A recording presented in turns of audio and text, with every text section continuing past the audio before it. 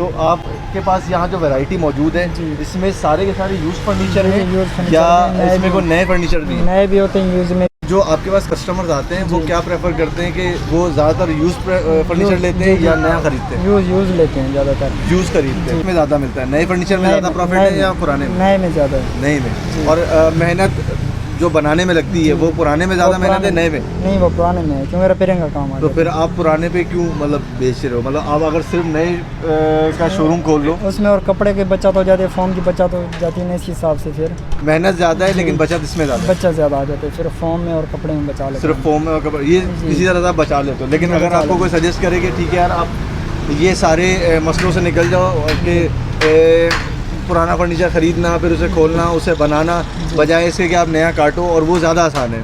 अगर आप कह रहे हो तो आपको अगर कोई बोले कि यार आप इसको ख़त्म करके नया फर्नीचर पे कन्वर्ट कर दो तो आप जाओगे? नहीं, क्योंकि पुराने में ज़्यादा मज़ा है ना, पुराना सही चल रहा है हमारा। अच्छा इसका मतलब है कि कस्टमर जो है वो ज़्यादा पुराने के हैं पुराने। और कस्टमर ज़्यादा किसके हैं, पुराने के नहीं? पुराने के ज़्यादा। दोनों सामान भी लेते हैं हम, नया भी बेचते हैं, सेल आउट करते हैं। ज़्यादा किसकी सेल होती है? देखिए नई चीज़ जल्दी बिक जाती है, वो पुरानी चीज़ जो है ना थोड़ा सा टाइम लेके बिकती है, लेकिन उसमें थोड़ा सा हमें प्रॉफिट अच्छा मिल जाता है पुराने माल में। पुराने वाले में जी, क्योंकि वो हमारे पास चीज़ जो पड़ी होती है वो एक डिज़ाइन की एक ही जगह पे होती है और न्यू माल हर जगह पे रखा हुआ होता है, उसमें हमें इतना प्रॉफिट नहीं मिलता। रश कैसा रहता है? ज़्यादा रश है? नहीं, अच्छा रहता है माशाल्लाह, सही मार्केट। अच्छा, अगर आपसे कोई पूछा जाए कि आपने दुकान यहाँ क्यों खोली और कहीं और क्यों नहीं खोली? मार्केट में यहाँ अच्छी चल रही है, यहाँ ज़्यादा चल रही है। अच्छा, मतलब आपके अगर आपको प्रेफर आपको मतलब ज़्यादा आपकी दुकान चलने लगी, आपको एक्सपेंड करना हो, मतलब आपको फैलाना हो अपना माल, तो आप फिर कहाँ जाएंगे? दूसरी मार्केट कौन सी होगी आपकी? अभी इस टाइम तो यही नहीं तो क्लासिक फर्नीचर है ना, यूनिवर्सिटी रोड पे। यूनिवर्सिटी रोड पे दूसरा खोलना चाहिए, वहाँ पे ज़्यादा आपको ऑर्डर मिल जाएंगे। सिस्टम ये बिक्री होगी? नहीं देखें वहाँ पे तो कंपटीशन ज़्यादा है, वहाँ नहीं कमा सकते हैं, यहाँ तो फिर भी आप खेल जाओगे। अच्छा जी, वो लियाकताबाद में समझ लो एक कस्टमर जाएगा दूसरा कस्टमर आएगा, देसी जो है ना 10 शोरूम बने, 10 पे एक डिज़ाइन सेम ही बना हुआ है। वहाँ ज़्यादातर जो है ना कोशिश होती है कि हम दूसरे का देख के रखें। लियाकताबाद में भी यूज़ फर्नीचर की मार्केट होगी? हाँ, लियाकताबाद में बलोचोट में थोड़ा सा मेरा अभी समझ लो अभी मेरा निकला हूँ मैं, समझ लो इस काम में। अच्छा, पे नया काम? जी, नया काम मेरे को 2 महीने हुए इस जगह पे। ठीक है, तो अभी मैं अफोर्ड नहीं कर पाता। सही है। अब उनकी जगह का तकरीबन नहीं भी तो 40,000 रुपये रेंट है। ठीक है वो 5 लाख रुपये एडवांस है। इस जगह का रेंट कम है बनस्बत जी दूसरी जगहों से। अभी ये हमारे को 12,000 रुपये में जगह मिली हुई है। तो फिर आप कहाँ जाना प्रेफर करेंगे? यहीं पे दूसरा दुकान खोलना स्टार्ट करेंगे या फिर दूसरी जगह? यहीं पर ही खोलने का स्टार्ट, यहीं पे स्टार्ट करेंगे क्योंकि आपको पता है कि यहाँ पे आबादी बढ़ेगी। जी बिल्कुल, यहाँ की आबादी ज़्यादा बढ़ेगी, फिर जाहिर सी बात है फ्लैट यहाँ पे ज़्यादा। जी, वो मुख्तलिफ रेट होते हैं, जैसे वो करता ना हम उस हिसाब से। कोई चीज़ 70,000 रुपये की है तो कितने हद तक छोड़ के आप इसको बेच सकते हैं? 15,000 तक छोड़ सकते हैं।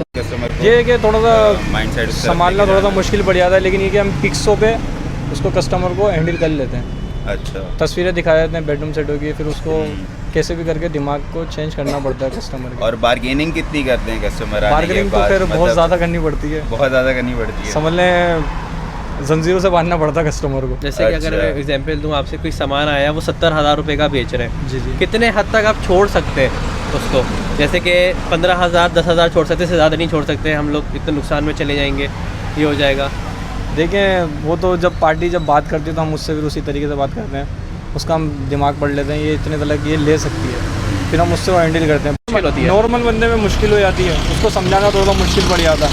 वो ये बोलता छपरे के नीचे बैठे हो, और जब बड़ा बंदा आता है वो बोलता है छपरे के नीचे मेरे को सस्ता ही सामान मिलेगा। ठीक है, तो आराम से डील हो जाता है, वो हैंडल करते हैं। बहुत सी ऐसी होती है सिर्फ रेट लगा के जाती है, वो लेती नहीं है, तो हम उसको ज़्यादा तवज्जो नहीं देते। अच्छा, ज़्यादातर आपके ग्राहक किस क्लास से, किस तबके से ताल्लुक़ रखते हैं? मतलब गवर्नमेंट तबके के होते हैं ज़्यादा। दुकान देखिए लियाकताबाद में समझ लो बहुत ज़्यादा खिचड़ी बनी हुई है। वहाँ कस्टमर जो है ना हर जगह पे ढूंढ के फिर लेता है, उसमें प्रॉफिट नहीं मिल पाता। तो ये जौहर की मार्केट है, अपनी दूसरी मार्केट में चले आओ तो ये हमें बेनिफिट मिल जाता है कि कस्टमर सुलझा हुआ आ जाता है वहाँ की निस्बत। यहाँ सबसे बड़ी बात है हमें बेनिफिट है, गोल्ड में मुलाजिम होता है ना, वो लेता बेचता है, अच्छा, मतलब आपसे भी लेता है? जी, हमसे भी लेते हैं, फिर हम बेचते भी हैं। बहुत सी ऐसी चीज़ होती है कि बेडरूम सेट आया था, फिर हम अपनी चीज़ उसको बेच भी देते हैं, न्यू भी बना के दे देते हैं। यानी आपके पास ऐसा नहीं है कि यहाँ पे सिर्फ गरीब लोग आते हैं, यहाँ पे अमीर लोग भी आते हैं? अमीर लोग आते हैं और अमीर होने के लिए आते हैं। अच्छा। आप यकीन नहीं करोगे, डबल कैबिन में जो उतर रहे होते हैं, छपरे की दुकान में घुस रहे होते हैं, हमें कुछ शर्म आती है उनको पैसे बताते हुए यार।